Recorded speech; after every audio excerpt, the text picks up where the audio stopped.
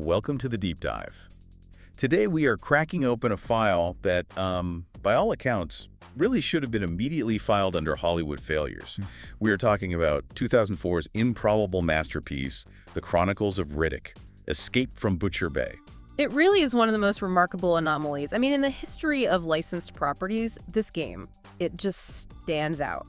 Developed primarily by Starbreeze Studios, who were incredibly ambitious, it landed around the same time as the movie The Chronicles of Riddick. Right, and expectations for movie tie-ins were, well, pretty low back then. Exactly. But critics didn't just say it was decent, they used words like sublime. It was immediately hailed as one of the best movie-to-game adaptations ever, flying in the face of this overwhelming industry history that suggested, it should have been rushed, unfinished garbage, basically. Okay, let's unpack this then. We've got sources ranging from the original strategy guides, detailing the specs of every shiv, the attack patterns of every single guard, right through to these deep dive developer interviews where they still seem kind of amazed at how this project escaped the usual gravity well of bad design. So the game defied that notorious movie tie-in curse, and our mission today really is to figure out the anatomy of that creative breakthrough.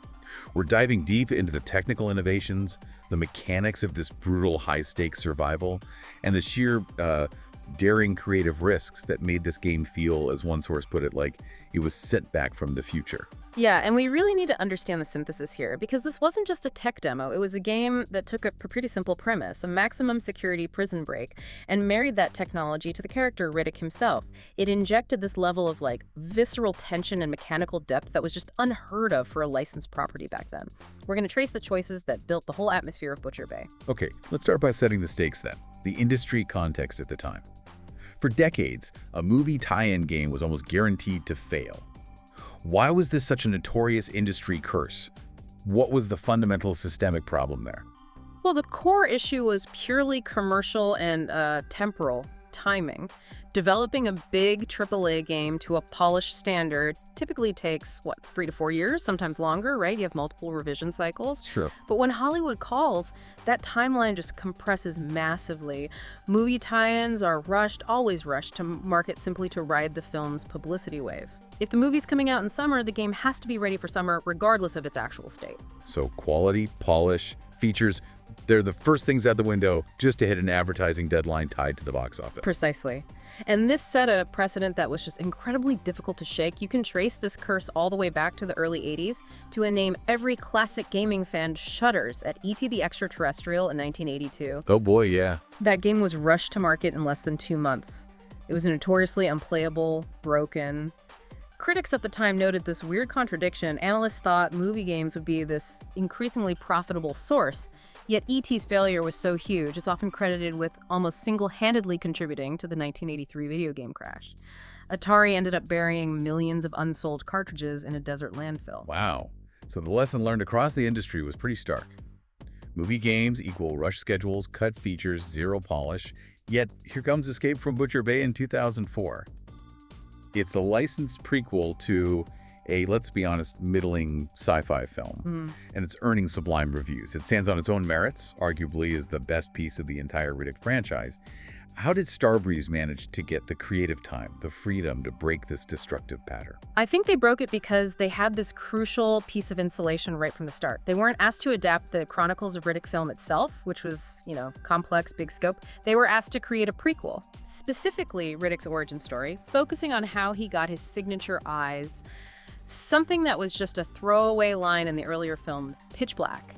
This prequel format, which was actually championed by Vin Diesel's own game company, Tigon Games. Right, he was involved. Yeah, heavily. It liberated Starbreeze. They didn't have to meticulously recreate movie scenes under impossible deadlines. They could focus on designing a great game first and worry about the movie tie-in aspect second. So that focus on character backstory gave them the breathing room they needed. But freedom alone doesn't guarantee technical success, does it? This is where their secret weapon comes in. Yeah, absolutely. That secret weapon was their deep technical skill. At the time, there was actually intense confusion about it. The graphics were so advanced, so far ahead, that many people just assumed they must have licensed ID Software's groundbreaking Doom 3 engine. But the sources are really clear on this. Yeah. They use their own proprietary technology. That's right. Starbreeze CEO Johan Christensen confirmed it. It was the Starbreeze engine, developed totally in-house between about 2002 and 2004. And what's fascinating here is the pedigree of the team. A lot of the key technical staff at Starbreeze came directly from the demo scene. Ah, right, the old demo scene. Groups like Triton. Exactly, groups like Triton. These guys specialized in optimizing code like crazy, pushing graphics cards to their absolute limits, often way beyond what commercial game engines were doing at the time. They knew how to build an engine from the ground up for maximum performance and visual fidelity. And this custom engine achieved something genuinely revolutionary for 2004, something that literally changed how games would look forever after. It really did. The Chronicles of Riddick. Escape from Butcher Bay was the first game ever to have fully implemented normal mapping across the board. This was a gigantic technical breakthrough. It redefined how texture detail was handled in games. Okay, we need to break that down a bit for the listener. What exactly is normal mapping, and why did it make Butcher Bay look so, well, gritty and real compared to other games? Okay, think of it like this. Really complex geometry, say, a crumbling brick wall or a deeply wrinkled face normally requires millions and millions of polygons, right? And that just bogs down the game engine, slows everything down. Sure. Normal mapping is this clever technique where you basically paint incredibly detailed lighting and shadow information onto a much simpler, low polygon surface. It's like painting shadows so accurately onto a flat wall that your eye is completely tricked into believing there's actual complex brick texture there with depth and bumps. So it's like a visual illusion. Exactly. Starbreeze didn't need to model every tiny scratch on the metal walls or every crack in the concrete. They used normal mapping to fake it perfectly. And because the underlying geometry was simpler, the game ran incredibly smoothly while still looking unbelievably detailed and, gritty. It's visual deception for the sake of performance and detail. And that tech leap feeds directly into the game's atmosphere and, crucially, into the core gameplay loop itself. Absolutely. The lighting system was the other half of that magic. The dynamic lighting and shadows were so good, the Starbreeze engine was often compared favorably to ID Tech 4, the Doom 3 engine, which everyone considered the absolute pinnacle of tech in 2004. Right. And many argued, actually, that Starbreeze's way of handling shadow and light felt subjectively better and often ran better, probably because of that demo scene background. They were masters of optimization. I remember playing it for the first time, and just that feeling of realization hitting me. Everything before this game felt like static lighting almost. Like that fan source said, like cardboard cutouts on a theater stage. But when you could punch out a fluorescent light fixture and watch the geometry react, casting these real moving shadows, that was the wow moment. That signaled the start of modern graphics, really, and set a completely new bar for atmosphere. It created a truly integrated environment, didn't it?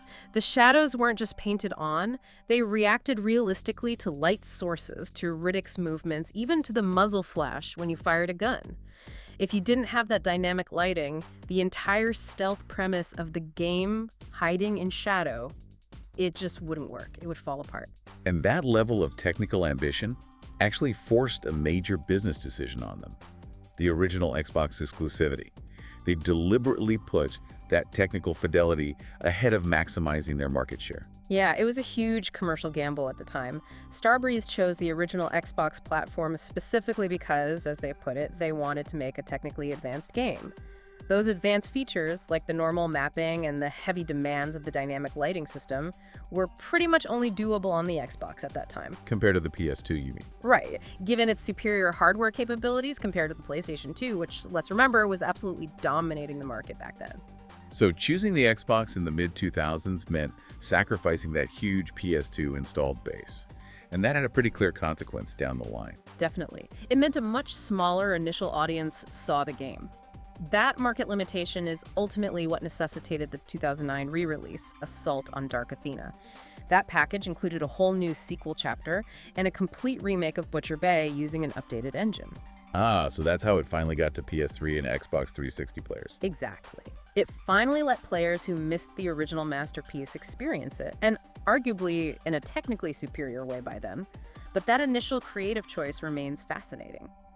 They bet the game's entire initial commercial success on nailing their technical vision. Okay, so that technical foundation, the dynamic lighting, it's completely inseparable from the game's core mechanics, isn't it?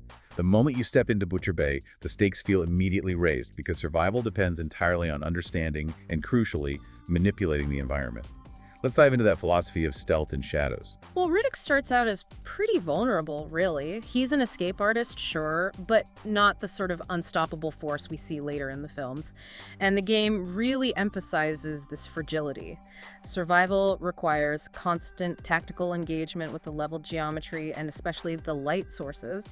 You activate stealth mode usually by clicking the left thumbstick, I think. Yeah, that sounds right. And it slows Riddick's movement right down, makes him basically inaudible, and it also widens your field of view slightly, which helps with peripheral vision, spotting threats. And the game gives you that critical visual cue, the one that instantly telegraphs your status. It somehow takes the guesswork out of the tension, but almost amplifies the relief when you know you're hidden. The infamous blue hue wash over the screen, yeah. When you are entirely concealed, when the AI registers you as completely out of sight, the screen adopts this distinct blue tint. That's your visual confirmation. You are safe for now.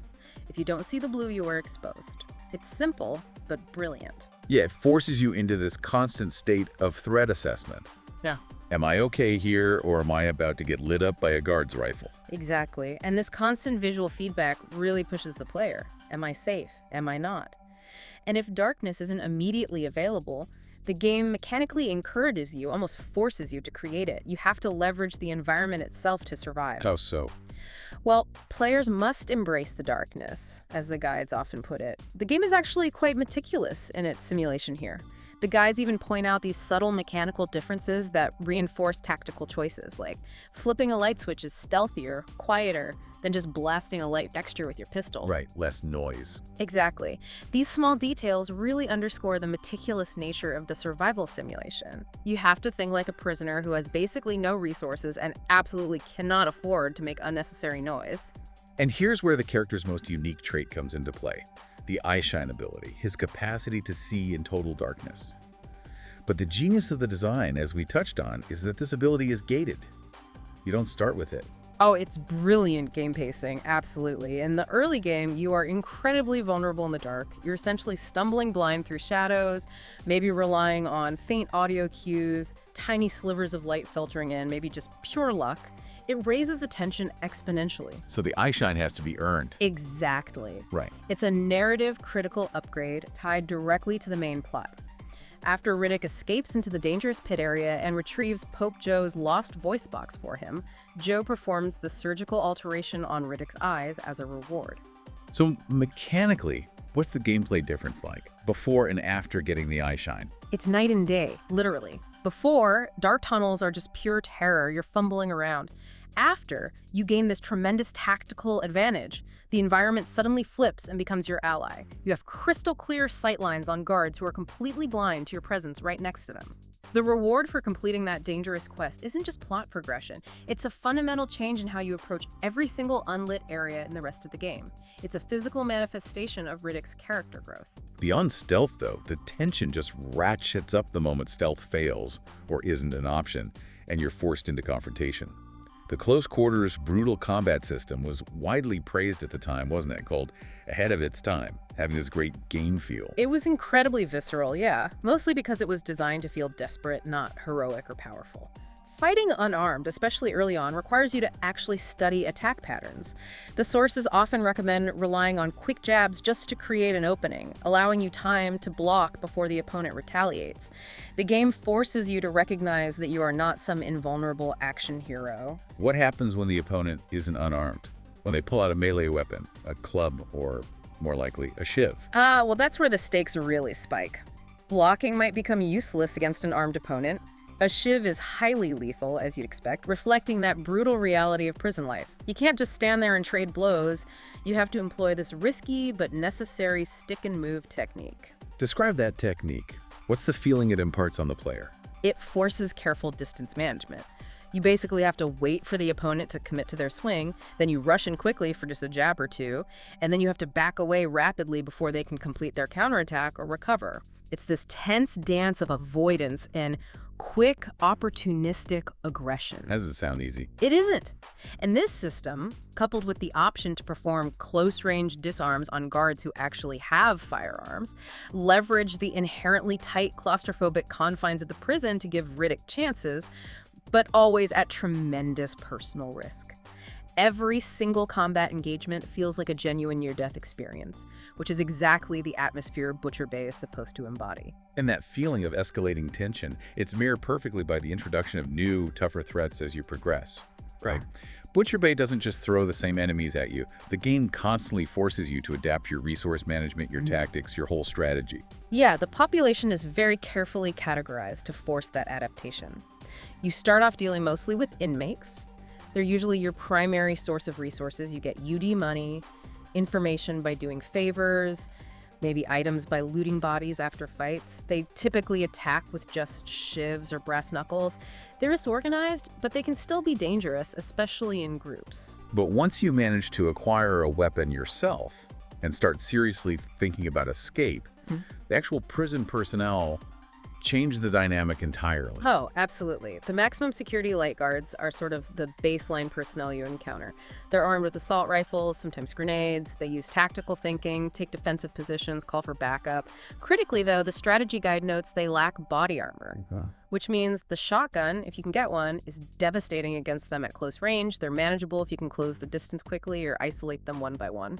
But the stakes ramp up dramatically when you hit the double max security zones, the later stages of the escape. That's when you meet the double max light guards. And they are the real challenge for standard combat. They come equipped with body armor that protects their torso and limbs, rendering most normal firearm shots pretty ineffective. So body shots are mostly useless. Largely, yeah.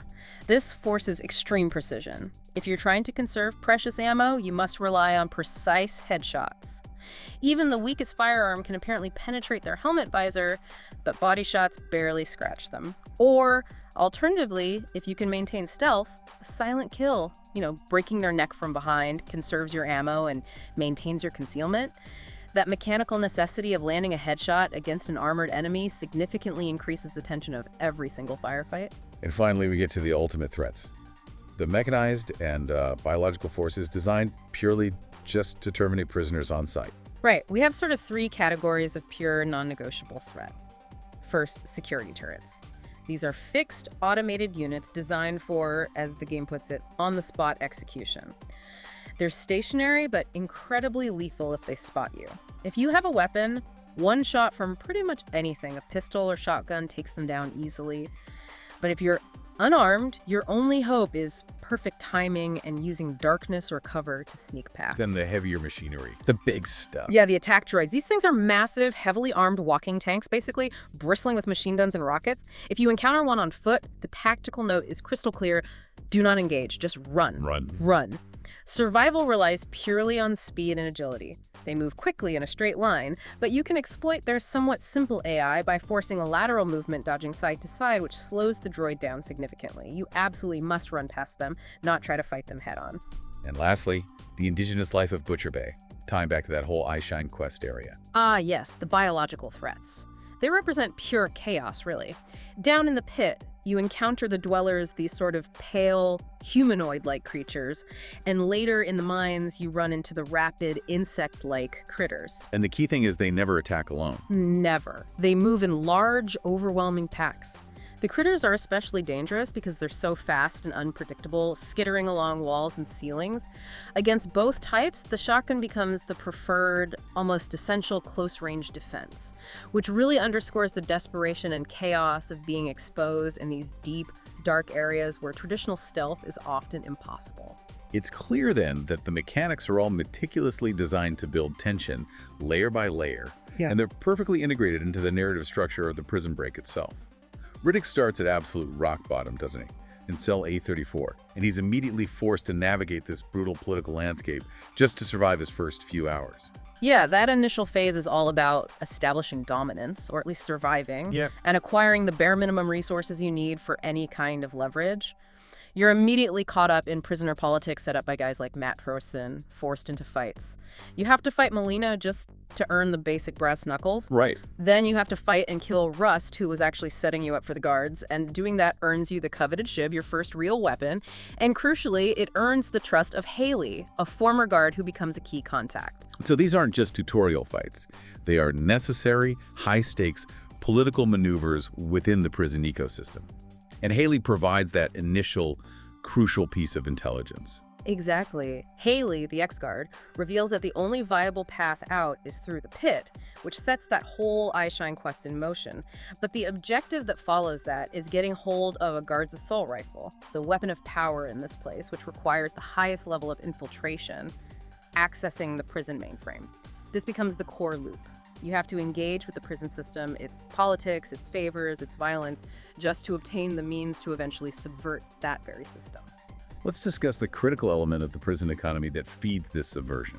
UD money. What was that all about? UD money, universal denomination money. It's basically the black market currency, the lifeblood of the prison underground. It's what you need to trade for favors, maybe bribe certain contacts, or buy essential illegal tools you can't find anywhere else.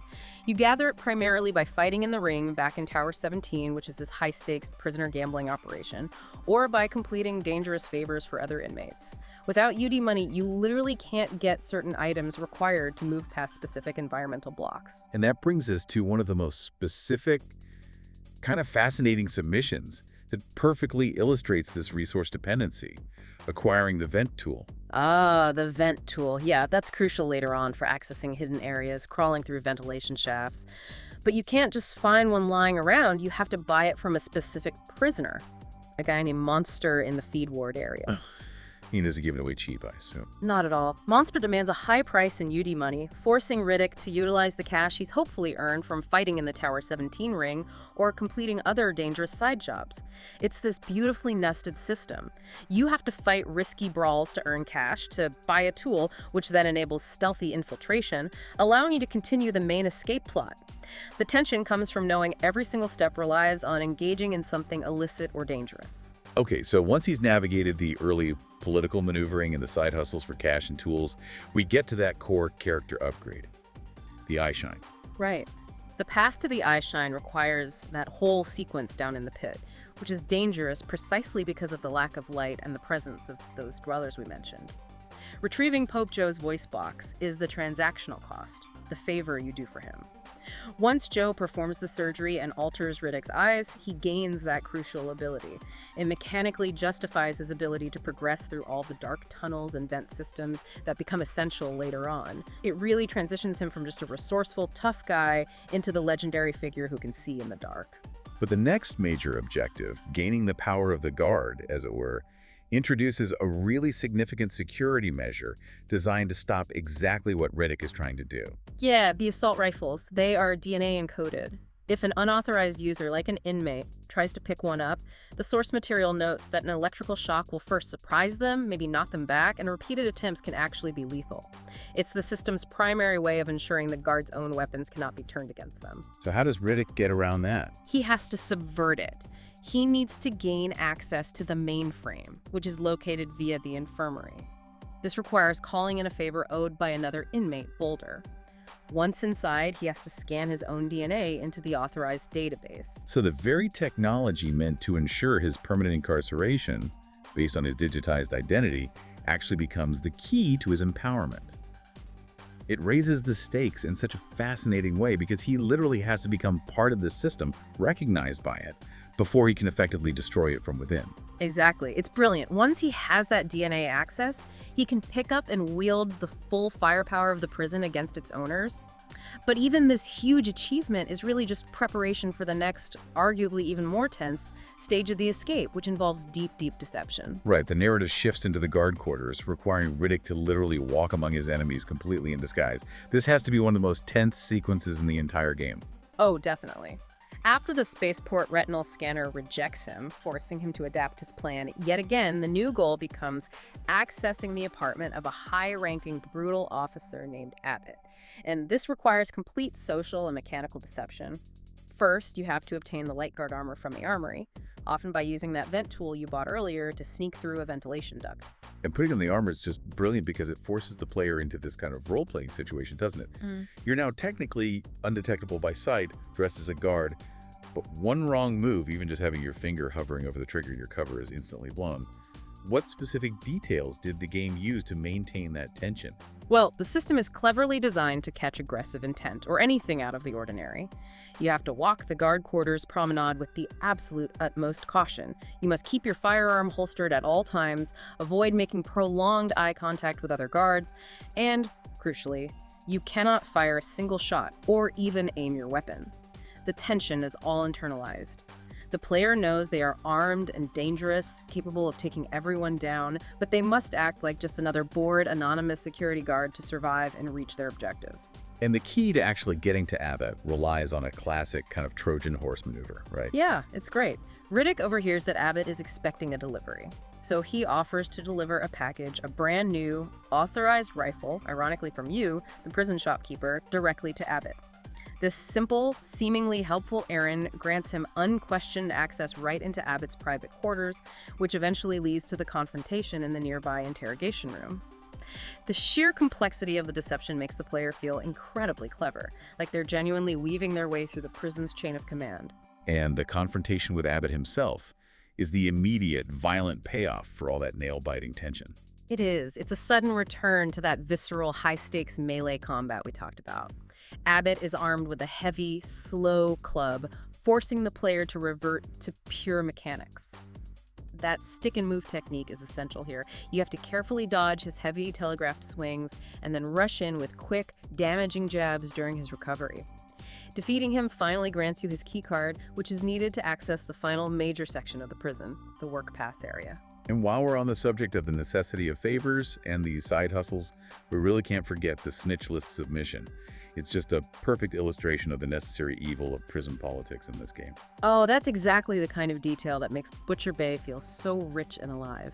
An inmate named Quellis tasks Riddick with finding a two-part snitch list. One piece is hidden somewhere in the work pass area, the other is held by a character named Void way down in the upper mines. It's a dangerous detour, requiring infiltration into completely new, hostile areas just to retrieve two pieces of paper. And the reward for all that risk. A pack of smokes. Pack number 17 specifically, which is actually crucial for another trait or favor later on. It's this constant cycle of favors, threats, resource trading, and backstabbing that makes Butcher Bay feel less like a game level and more like a living, breathing, utterly ruthless place. So from the work pass area, the escape really accelerates into the grand finale, doesn't it? It does. Navigating the work pass itself requires absolute mastery of stealth and darkness to bypass the final phalanx of heavily armed guards and automated turrets. The sequence then transitions dramatically to the container route, which is this dizzying, high-speed, almost platforming set piece. Right, riding the rails. Yeah, Riddick activates the backup generator and the railway computer and then has to physically ride this moving rail system, actively hopping behind, passing cargo containers to avoid a complex maze of deadly laser tripwires and high-powered security turrets lining the entire shaft. It's a pure, high-stakes mechanical obstacle course built right into the very infrastructure of the prison itself. But despite all this ingenuity, all this effort, the stakes rise one last brutal time. He's actually recaptured right at the apparent moment of success and placed into cryosleep. It's the game's ultimate narrative gut punch, isn't it? Robbing the player of their hard-earned freedom right at the very end, putting them in this moment of absolute vulnerability. But, of course, being Riddick, the ultimate survivor, he quickly kicks his cryo cell open. And the final sequence shifts gears completely. Yeah, it becomes this pure action payoff. It transitions entirely from stealth and evasion into heavy mechanized combat. Riddick gets his hands on things like mounted miniguns and rocket launchers, finally unleashing his full fury against waves of riot guards and those previously terrifying attack droids. It's the cathartic release after hours of tension. And the satisfying, almost cinematic climax involves taking over the capture ship itself, right? Absolutely. He wrestles the controls away from the bounty hunter Johns, using the element of surprise and brute strength, and then flies the vessel straight into Warden Hoxie's plush corporate office high above the prison. A direct assault. Direct assault. Hoxie, the cowardly warden, attempts his own private escape, fleeing via a hidden emergency escape hatch, a final humiliating betrayal of the very system he commanded, only to be completely surprised and gunned down by his own trigger-happy guards who storm the room expecting Riddick. It is the ultimate, delicious, almost darkly comedic revenge for the player who has spent the entire game fighting the prison's relentless, unforgiving systems. Looking back at the Chronicles of Riddick, Escape from Butcher Bay, the game just stands as this unique, potent synthesis. It was a perfect blend of cinematic narrative drive, groundbreaking technology for its time, and these really intricate layered gameplay systems, that dynamic lighting, the nuanced melee combat, the complex web of objectives and prison politics, all of which combine to provide the player with genuine high stakes and this constant feeling of desperation that was just so necessary for the survival theme to land. It fundamentally proved that the movie Tie-in Curse wasn't really about the source material itself, but almost entirely about the development process. Starbreeze was given, or perhaps took, the creative freedom they needed to design a prequel that deeply integrated core character elements like the eyeshine ability, the reliance on stealth, the brutality directly into the primary mechanics. They essentially designed a masterpiece that just happened to star a licensed character, using that license to actually enhance the depth rather than just rushing out some shallow cash grab. It really felt like a labor of technical love, didn't it? A dedication to making a great game first and foremost. The game gave us the backstory for Riddick we kind of needed, and the gameplay innovation we definitely deserved at the time. And if we connect this back to the bigger picture, the entire narrative of the escape, when you think about it, is rooted in subverting the prison's own internal logic. This maximum security prison was built, designed, funded to be inescapable. They had armed guards, yeah, but they also had these assault rifles designed specifically to shock unauthorized users via DNA encoding that was arguably their highest form of automated defense against inmate infiltration and weapon use. Which raises a fascinating final question for you, the listener, to consider. What does it really say about a state-of-the-art maximum security prison when its absolute highest security measure, its digitally encoded DNA-locked weapons, can eventually be bypassed and then actively weaponized by an inmate simply by infiltrating the central mainframe? The very technology meticulously designed to ensure Riddick's permanent incarceration became the literal key, the tool of his freedom. It kind of suggests the prison's overconfidence in its technology was ultimately its fatal vulnerability, doesn't it? The moment they relied so heavily on digital systems for absolute security, they inadvertently provided a uniquely brilliant infiltrator like Riddick with an undeniable pathway to bypass, co-opt, and ultimately weaponize the entire infrastructure against them. The system, in the end, devoured itself from the inside out. Definitely something to mull over until our next deep dive. Thanks for listening.